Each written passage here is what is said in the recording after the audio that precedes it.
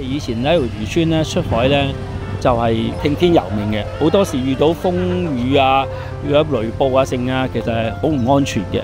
有呢個洪聖古廟之後咧，就覺得好多事都好平安。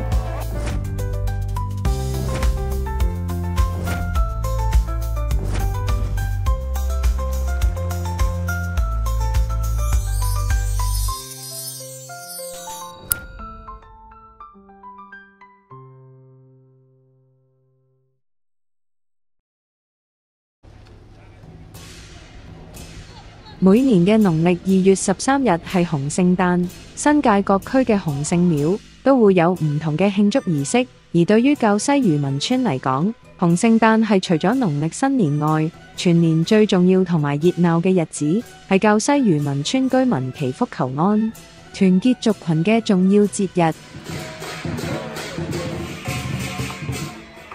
位於滘西村嘅西貢洪聖古廟，根據廟內碑記推測，建於清朝，而古廟於1999年修葺，已恢復原貌。工程獲得聯合國教科文組織亞太區2000年文物古蹟保護獎傑出項目獎。啲人呢就係以前就揾唔係到好多錢啦，就好多嘢都冇喐過佢，變咗真係一間古廟。到2002年呢，已經係正式係已經做咗係法定古蹟嘅，啲村民都覺得好開心嘅。洪聖誕前夕，村民會舉行太平清醮，有行朝及祭幽等等嘅儀式。聖誕期間，亦會喺廟前舉行慶祝活動，除咗舞獅助慶，亦有神功戲為洪聖爺賀壽。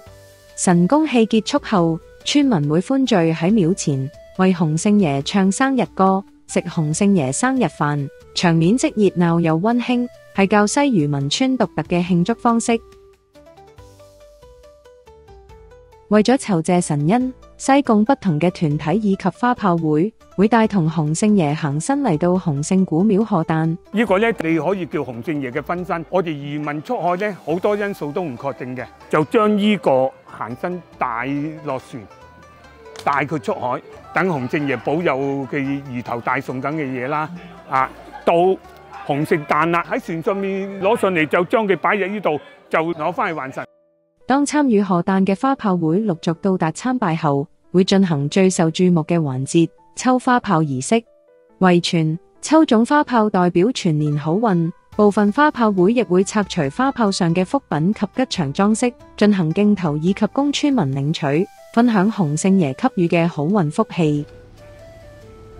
滘西有灣頭有個洪聖爺啊，保得千萬就老少平安啊，出海捕魚就滿船歸來啊！呢個嘢啊，祠館正式開張嗰日，我先知道先唱呢首。以前我未聽過佢唱過嘅。我哋村民咧就想多啲人知道，原來呢啲咁嘅漁村咧喺裏邊有個故事館喺入邊，有咁多嘅咁好嘅歷史喺入邊，同埋佢又喺一個地質公園嘅範圍內，咁啊想活化得翻好啲佢，等佢多啲人喺呢條村嗰度感受下我哋呢度咁舒服嘅環境啊，同埋咁靚個山山水水咁樣。滘西漁民延續百年傳統，帶住對神明嘅敬意，同維繫住濃厚嘅鄉情。希望將祖輩闖蕩零丁洋嘅航海日誌、文化故事、傳統習俗傳承落去，讓呢一個正守潮汐更迭嘅漁鄉維穩，不被世人所遺忘。